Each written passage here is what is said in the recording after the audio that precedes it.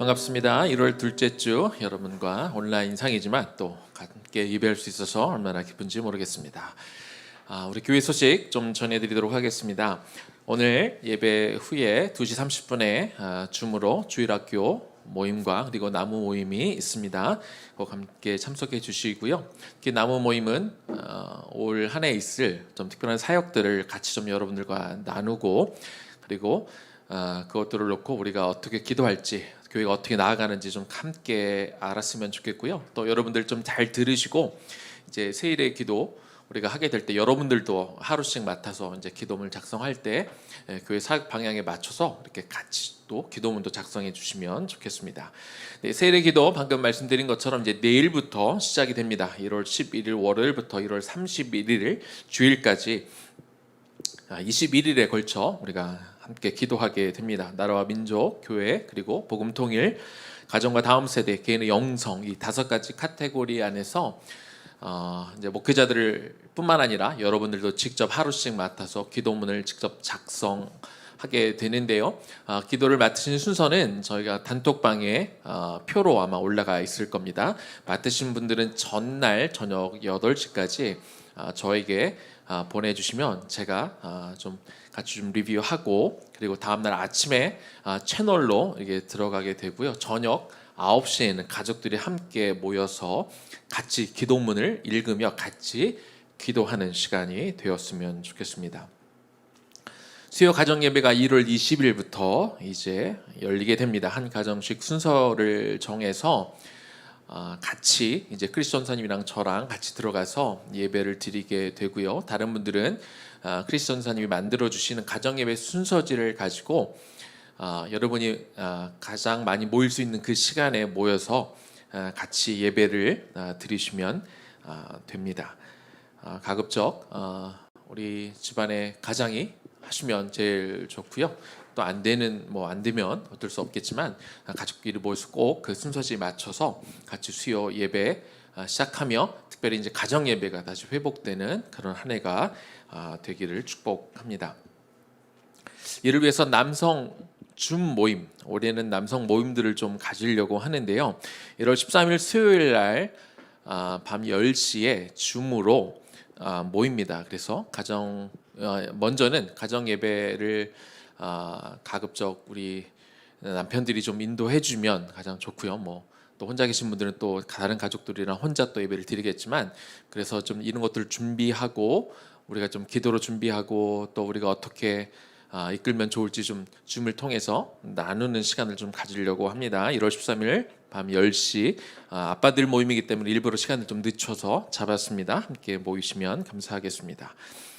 올해부터 예배가 조금씩 달라진 게 있습니다. 우리 다음 세대 아이들이 시안 예배뿐만 아니라 다른 예배 때에도 조금 더 참여하도록 우리 벌써 지난주에 우리 진이가 대표 기도를 했었죠. 시안 예배마다 우리 아이들이 기도를 하게 되고 그리고 다른 예배 때도 우리 다음 세대 유초등부 이상이면 또 성경 봉독을 하게 됩니다. 우리 주보를 보시면 어느 날 누가 그 성경 봉독을 맡았는지 기록이 되어 있으니까 꼭 참고해 주시기를 부탁을 드리고요. 그리고 온라인 예배를 드리는 동안에는 그 본문을 미리 찍어서 금요일까지 저나 주민선 전사님에게 보내주시면 저희들이 편집하는데 좀 여유 있게 편집을 할 수 있을 것 같습니다. 날짜 보시고 꼭 잘 준비해 주시면 좋겠습니다. 그리고 더불어 씨앗 예배 대표기도 순서도 이미 나와 있으니까 그것도 잘 보시고 저희가 미리 또 연락을 때에 따라 드리도록 할게요. 온라인 예배 드리는 동안에는 어쩔 수 없이 계속해서 좀 핸드폰 등으로 좀 찍어서 보내주시면 감사하겠습니다. 잠깐 기도하겠습니다. 주님, 온라인상으로 드려지는 예배지만 더 뜨겁게 더 간절히 주님을 사모하며 이 말씀을 듣게 하옵소서. 특별히 오늘부터 이제 온 가정이 특별히 유초등부 이상은 말씀을 우리가 노트하며 우리가 듣기로 하는데 말씀을 우리가 잘 듣고 새겨 듣고 가슴에 새겨져 이 말씀대로 살아가는 우리 모두가 되게 하여 주옵소서. 주 앞에 드려지는 예물 위에 하나님 축복하시고 우리 인생 가운데 드려지는 예물뿐만 아니라 우리의 시간, 우리의 삶의 목표, 우리의 비전, 우리의 계획, 우리의 건강, 우리의 생명 이 모든 것들을 주님이 원하시는 때에 주님 원하시는 방법으로 주님 원하시는 만큼 주님 원하시는 방법으로 기꺼이 내어드리는 청지기의 삶을 살아가는 우리 모두 되게 하여 주옵소서. 예수님 이름으로 기도 올려드립니다. 아멘. 오늘부터 한 3주간 정도는 올해 표 말씀을 가지고 저희가 말씀을 나누고자 합니다. 올해 표를 큰 주제가 있고 이제 부주제 2개가 있는데요. 저를 좀 같이 한번 따라할까요? 주의 손으로 도우사. 여러분 집에서 하고 계시죠? 예, 주의 손으로 도우사 지경을 넓히시고 근심이 없게 하옵소서. 네, 주의 손으로 도우사가 우리 메인 주제가 되고 지경을 넓히시고가 첫 번째 부주제, 그리고 근심이 없게 하옵소서 이것이 두 번째 부주제가 됩니다. 여러분들 이 말씀들 잘 기억하면서 이 말씀 준비하면서 이 말씀들이 올 한 해 우리 각 개인들에게 또 우리 교회에게 주시는 말씀이고 하나님께서 이 말씀으로 역사하시겠다라는 그런 많은 감동들이 있는데요. 우리 첫 번째 말씀 볼까요? 역대상 4장 9절과 10절 말씀인데요. 우리 은희가 지금 그래서 우리가 말씀 봉독을 우리 은희가 녹화해서 보냈는데요. 그 말씀 봉독 우리 같이 보도록 하겠습니다.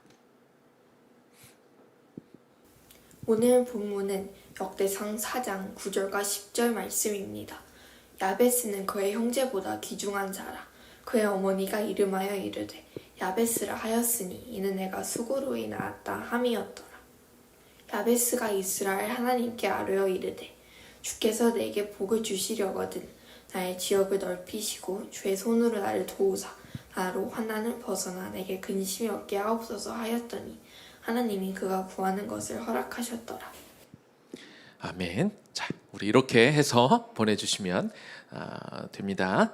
예, 다음 주 참고로 우리 김유진 잘 준비할 거죠?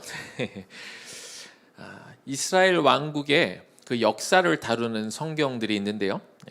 사무엘서, 열왕기서, 그리고 역대기서 요 세 가지 책들이 이스라엘 왕국의 역사를 다룹니다. 먼저 사무엘서는 사사시대 말기부터 사울 왕을 거쳐 다윗 시대까지를 다루고 있고요. 그리고 열왕기서는 솔로몬 시대부터 남북 분열 왕국을 거쳐서 남북 분열 왕국이 각각 멸망하는 때까지 역사를 다루게 됩니다. 그리고 역대기서는 그 역사의 범위하고 내용 면에서 열왕기서하고 많이 겹치게 되는데, 하지만 그 열왕기서는 주로 비판적인 시각에서 그 이스라엘의 역사를 다루었다면 역대기서는 회복의 측면을 좀 더 강조하게 됩니다.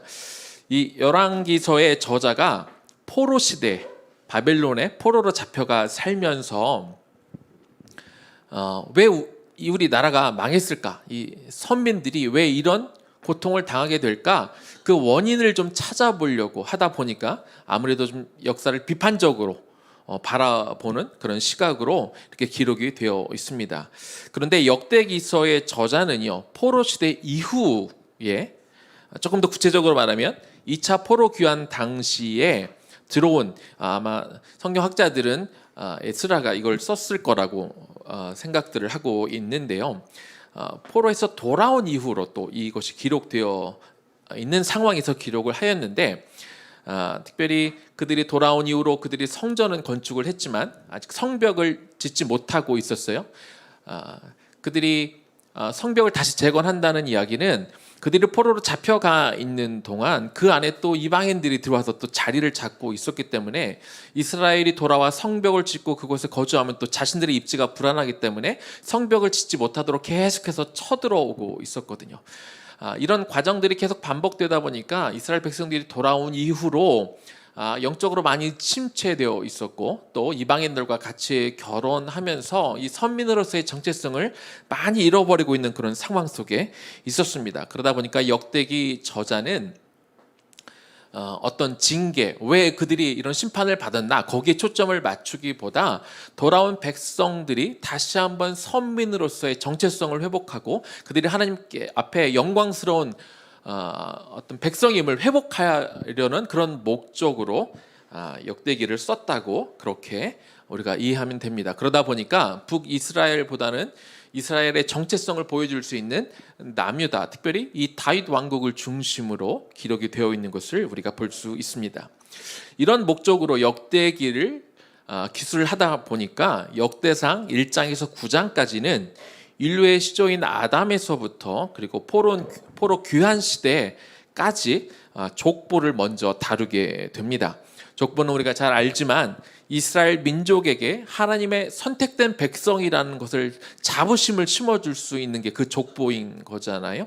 아담에서부터 우리가 시작해서 우리가 여기까지 왔다, 우리는 하나님의 선택된 백성이다라는 것들을 족보를 통해 그들이 알 수 있기 때문에 족보로 시작하는 것을 볼 수 있습니다. 그런데 이스라엘 백성들이야 족보를 보면 자부심도 없고 우리가 하나님의 백성이지, 우리가 하나님의 영광스러운 사람들이지라고 생각할 수 있지만 그들과 별개로 오늘날 그 역대기를 읽어야 되는 우리에게는 굉장히 지루한 책입니다. 앞에 1장부터 9장까지 읽기가 굉장히 힘이 들죠. 역대상 4장만 해도 약 유다 지파의 사람들 46명의 이름이 등장하게 되는데, 이름이 등장하다가 갑자기 한 사람을 소개합니다. 바로 오늘의 주인공 야베스에 대해 소개하게 되죠. 이름들이 나오다가 야베스, 이 사람은 굉장히 귀중한 사람이야 라고 유일하게 야베스에 대해서 설명이 있게 됩니다. 야베스에 대한 설명은 9절과 10절 딱 두 절에 나오는데요. 물론 길지도 않지만 9절과 10절 중에서도 좀 포인트를 좀 뽑아서 보니까 이렇게 할 수 있을 것 같아요. 야베스는 귀중한 자라. 야베스가 이스라엘 하나님께 아뢰어 이르되 그랬더니 하나님이 그가 구하는 것을 허락하셨더라. 이렇게 좀 포인트만 더 잡아서 말할 수 있을 것 같습니다. 이 역대상 4장 9절과 10절은 흔히 야베스의 기도로 이렇게 알려져 있죠. 되게 야베스 기도하면 야베스가 받은 축복의 내용들에 대해서 사람들이 관심이 많습니다. 또한 하나님은 야베스가 구하는 것을 다 허락하셨기 때문에 내가 구하는 것도 하나님이 다 들어주셨으면 좋겠다, 이런 관점으로 이 야베스의 기도를 많이 보는데요. 그렇다면 하나님은 왜 야베스가 구하는 것들을 다 허락하셨을까? 좀 이 부분을 오늘 나누도록 하겠습니다. 자, 첫 번째, 하나님이 야베스에 구하는 것들을 다 허락하신 이유는요, 첫 번째는 야베스는 존귀한 자였기 때문에 그렇습니다. 오늘 9절 앞부분을 한번 보겠습니다. 야베스는 그의 형제보다 귀중한 자라. 저는 이 귀중한 자라, 예전 개역 한글 버전에서는 존귀한 자라고 되어 있고 이 바뀐 버전에서는 귀중한 자라고 되어 있는데, 저한테는 개인적으로 존귀하다라는 말이 더 이렇게 와 닿아서 존귀한 자라, 오늘 설교 제목이기도 하고 존귀한 자라고 제가 이렇게 썼습니다. 야베스는 그 형제들보다 귀중한 자, 존귀한 자라고 말합니다. 이 히브리어 귀중한에 해당되는 이크바트라는 단어는 존경을 받다, 영예를 얻다, 이런 뜻을 가지고 있습니다. 형제들보다 더 존귀한 자라고 밝히는 것은요, 야베스가 단순히 그의 형제들보다 더 나은 사람, 형제들 중에 제일 괜찮은 사람, 이렇게 소개하기 위해서가 아닙니다. 야베스는 그 시대를 살았던 사람들 중에 존경을 받을 만한 사람이었다, 이렇게 강조하기 위해서 쓴 표현이라고 우리가 알 수 있어요. 야베스가 가진 그 이름의 의미를 알면 이것이 조금 더 분명해지는데요. 야베스 4장 9절 그 뒷부분을 보니까 그의 어머니가 이름하여 이르되 야베스라 하였으니 이는 내가 수고로이 낳았다 함이었더라. 야베스라는 이름의 의미가 고통이란 뜻입니다. 야베스의 어머니는 야베스를 수고로이 낳았다고 하고 있는데 굉장히 출산이 어려웠다라는 의미도 되고, 한편으로 또 어떤 의미가 되냐면 야베스를 출산할 당시에 그 야베스 가문이 굉장히 힘든 상태였다, 힘든 시기였다라는 그런 이중적인 의미를 다 가지고 있습니다. 자, 그런데 이 역대서의 저자가 이 포로 귀환기에 이스라엘로 복귀한 이스라엘이 굉장히 혼돈의 시기를 겪고 있는 가운데 이스라엘 백성들에게 그들이 선민이고 하나님의 백성임을 강조하기 위해서, 그들에게 자부심을 주기 위해서 역대기를 썼다고 말씀을 드렸습니다.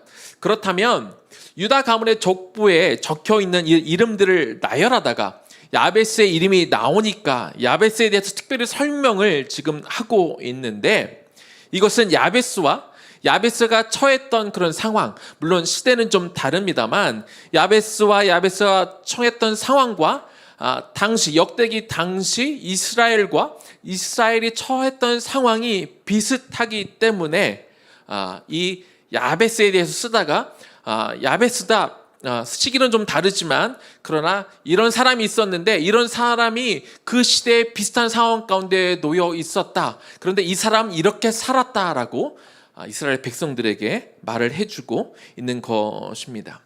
야베스는 사사시대를 살았던 사람으로 알려져 있습니다.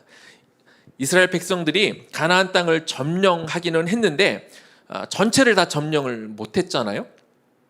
그런 상태에서 여호수아는 12지파에게 땅을 분배를 합니다. 이 12지파들이 스스로 약속의 땅, 분배받은 땅들을 다 점령하기로 세겜에 모여서 언약을 맺은 다음에 이제 흩어지고 이제 각자 지파들이 미처 다 점령하지 못한 땅들을 점령하도록 했는데 그 가나안 사람들이 너무 무섭고 크다 보니까 사실 그 이유 때문에 이스라엘 민족 전체가 점령을 못했는데 그러면 그 부분들을 이제 각 지파들이 스스로 해결하고 이겨내고 점령을 해야 되는데 그렇게 못하게 된 것이죠.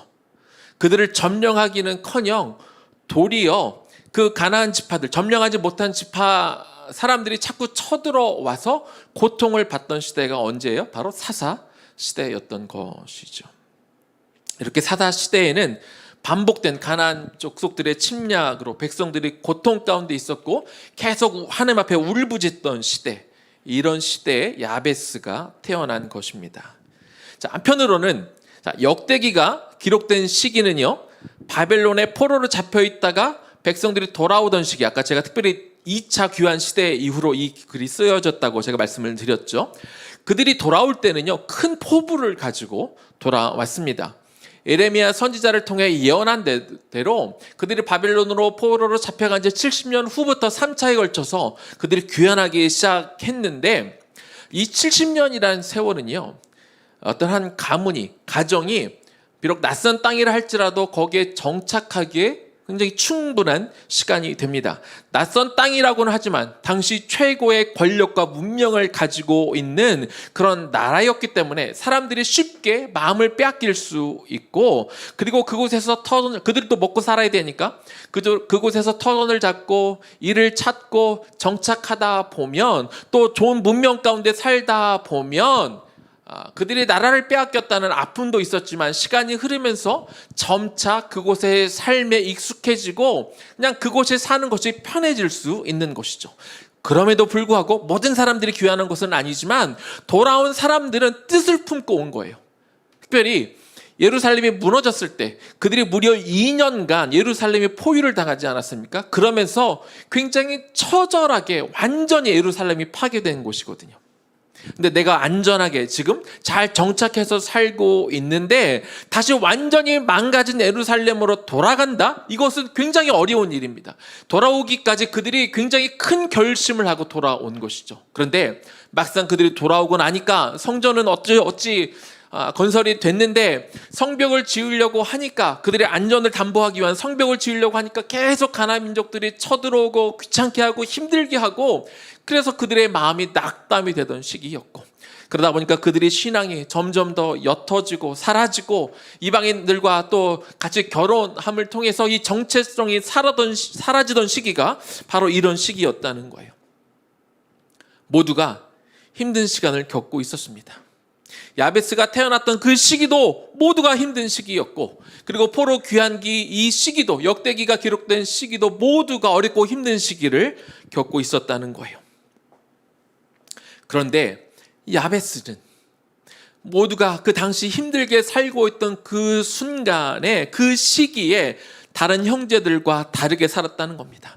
다른 이스라엘 민족, 그 동족들과 다르게 살았다, 그렇게 기록하고 있는 거예요. 모두가 힘들어할 만한 그런 조건에서 그들의 신앙을 잃고 환경에 억눌리며 살아갔던 다른 유대인들과는 다르게 살았다는 거예요. 그는 존귀한 자로 인정을 받았습니다. 그는 사람들에게 존경을 받는 사람이 되었어요. 그는 칭찬을 받을 만한 롤 모델이 되었다고 그렇게 성경은 기록하고 있고 역대기의 저자가 그 당시 힘들게 살아가고 있는 이스라엘 백성들에게 이 사람이 이런 귀감이 되는 사람입니다 라고 소개하고 있는 것이죠. 야베스가 어떠한 이유로 존경을 받을 만한 사람인지, 그는 왜 존귀한 사람이라고 그렇게 말하는지 그 이유에 대해서는 기록이 되어 있지 않습니다.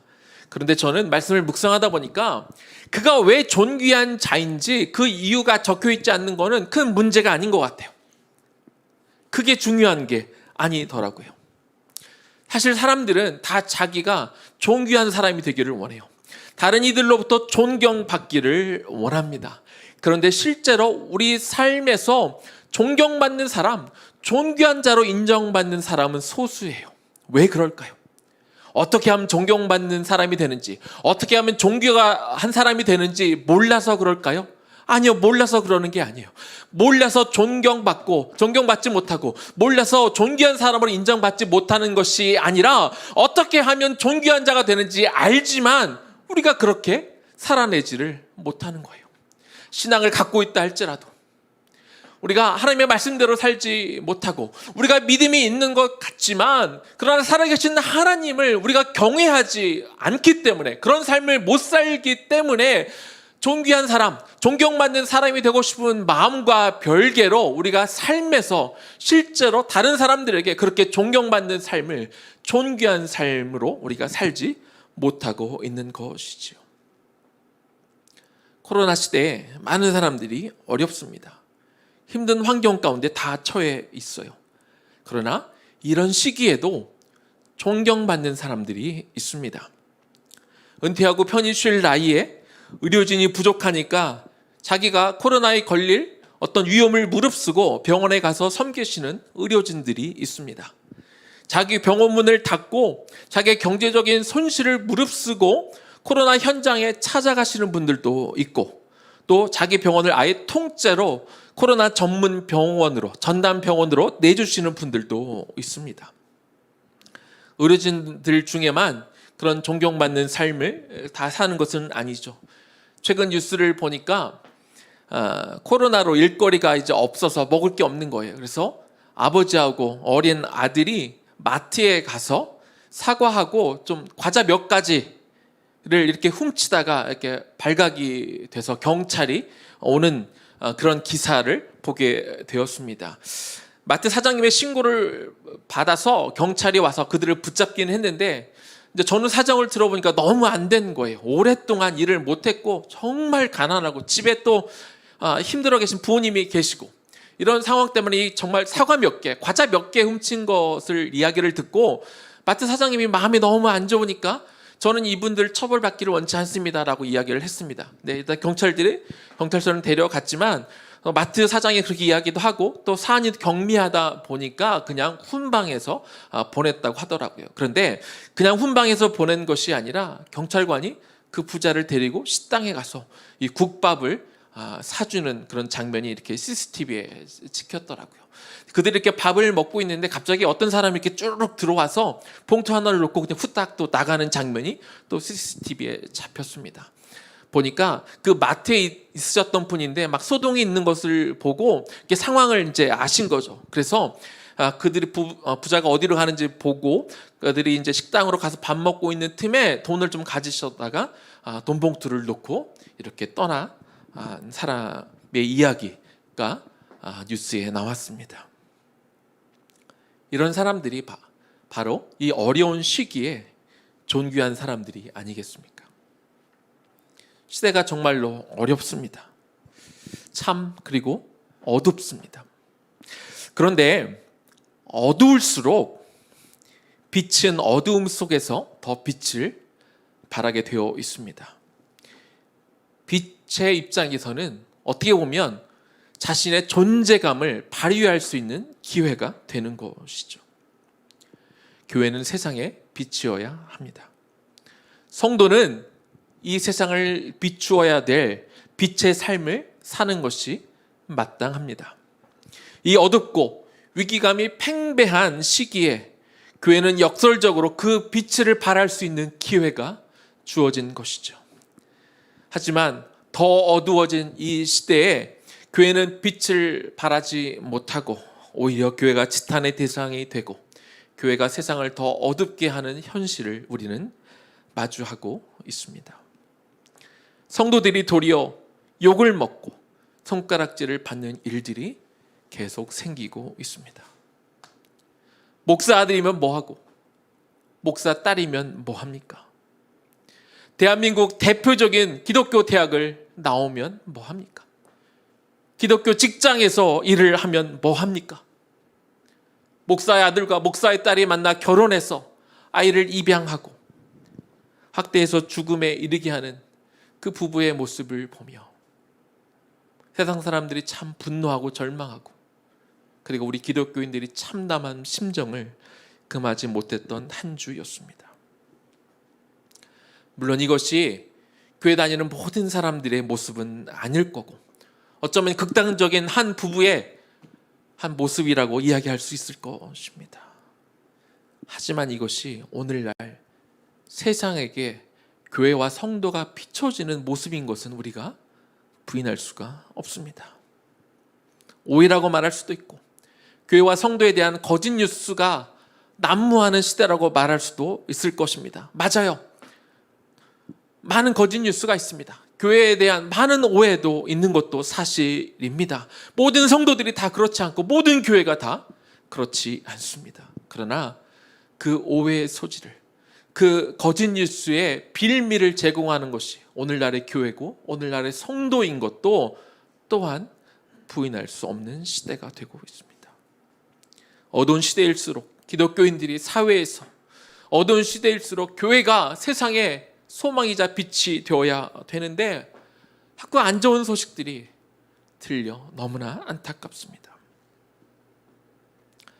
야베스는 존귀한 자였습니다. 그가 왜 존귀한 자였는지 정확히 알 수 없지만 확실한 것은 모두가 어려운, 모두가 힘든 환경 속에 처해 있었지만 그래서 많은 이들이 신앙을 저버리고 믿음이 약해진 상황 가운데 야베스는 존귀한 자라 성경이 인정하는 사람이 되었습니다. 야베스는 다른 사람들보다 환경이 좋아서 존귀한 자가 된 것이 아닙니다. 그는 유리한 환경 속에 어떤 특별한 어드밴티지가 있어서 하나님이 그만 특별히 더 사랑해서 존귀한 자가 된 것이 아니에요. 똑같이 어려운 환경 가운데 정말로 어두운 시기 가운데 모두가 힘들어할 때 모두가 어렵다고 할 때 모두가 불평과 불만을 내뱉을 때 그는 다르게 살았습니다.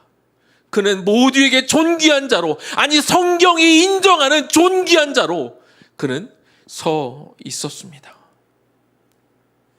그래서 하나님이 야베스의 기도를 들어줄 수 있었던 거예요. 왜? 그는 존귀한 자였기 때문에. 하나님이 기도를 다 들어주셔서 그가 존귀한 자가 된 것이 아니라 그가 존귀한 자였기에 하나님이 그의 기도를 들어줄 수 있었던 것입니다. 하나님은 왜 야베스의 기도를 다 들어주셨을까요? 두 번째, 합당하게 기도했기 때문입니다. 어렵고 힘든 시기다 보니까 우리가 기도할 일이 많아졌습니다. 환경이 더 어려워지고 생활이 어렵고 막막하기 때문에 우리가 기도할 것들이 많고 하나님이 이 기도를 꼭 들어줘야 된다는 그런 간절한 기도 제목들이 많이 있습니다. 그래서 오늘 우리에게 이 야베스가 구하는 것마다 하나님이 다 들어주셨다는 야베스의 기도가 우리 마음에 더 와닿을지 모르겠습니다. 그러나 우리는 분명히 알아야 됩니다. 하나님이 야베스가 기도하는 것들을 왜 들어주셨을까요? 우리는 성경을 볼 때 종합적으로 볼 수 있어야 됩니다. 왜 야베스의 기도를 다 들어주셨는지 기록되어 있지 않지만 성경 전체를 볼 때 하나님이 언제 어떤 기도를 들어주셨는지 우리가 참고하면 왜 야베스의 기도를 들어주셨는지 우리가 이해할 수 있게 될 것입니다. 마태복음 6장 33절입니다. 그런즉 너희는 먼저 그의 나라와 그의 의를 구하라. 그리하면 이 모든 것을 너에게 더하시리라. 요한복음 15장 7절입니다. 너희가 내 안에 거하고 내 말이 너희 안에 거하면 무엇이든지 원하는 대로 구하라. 그리하면 이루리라. 요한일서 5장 14절입니다. 그를 향하여 우리의 가진 바 담대한 것이 이것이니 그의 뜻대로 무엇을 구하면 들으심이라. 야고보서 4장 3절입니다. 구하여도 받지 못함은 정욕으로 쓰려고 잘못 구하기 때문이라. 하나님이 기도를 들어주시는 기준은요, 과거나 현재나 미래나 다 같습니다. 하나님은 야베스라고 해서 그가 특별한 사람이라고 예외적으로 그의 기도만 들어주시는 분이 아닙니다. 야베스는 개인의 이익보다 하나님의 영광을 위하여 기도하였을 것입니다. 늘 하나님 안에 거하는 사람이었을 것입니다.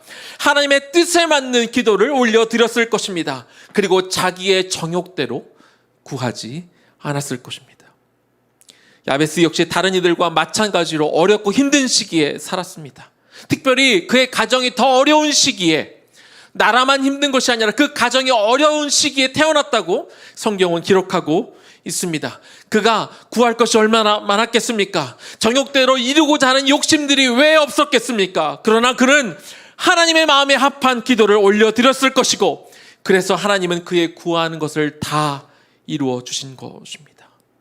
하나님이 기도를 들어주시는 그 원칙은 과거나 지금이나 미래나 다 같습니다. 세상이 어렵고 내 환경이 힘들지만 이럴 때일수록 우리가 하나님 앞에 나와 기도할 때 주님이 가르쳐 주신 대로 기도해야 됩니다. 기도의 원칙대로 우리가 기도할 수 있어야 됩니다. 성경에 우리에게 알려준 대로 기도해야 됩니다. 이것이 하나님의 우리의 기도를 들어주시는 비결이 되는 것이죠. 제 말씀을 마무리하겠습니다. 야베스는 존귀한 자였습니다. 특별히 영적으로 암울하고 힘든 시기에 그는 존귀한 자라 인정을 받았습니다. 어려운 시기에 매몰되어 눈앞에 어려운 상황들에 사로잡혀 있는 성도들조차 믿지 않는 자들과 같이 우리가 똑같이 원망하고 불평만 하고 있다면 성도가 아닌 사람들과 어떤 차이가 있겠습니까? 위기의 때에 내가 진짜 성도인지 드러나는 것입니다. 위기의 때에 내가 정말 하나님의 사람인지 그 실체가 밝혀지는 것입니다.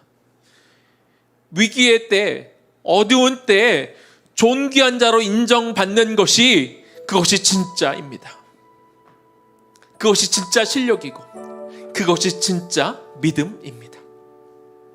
잘 나갈 때, 걱정이 없을 때 다 믿음이 좋아 보입니다. 모두가 다 잘 나갈 때에는 그가 진짜 어떤 사람인지 알기가 어렵습니다.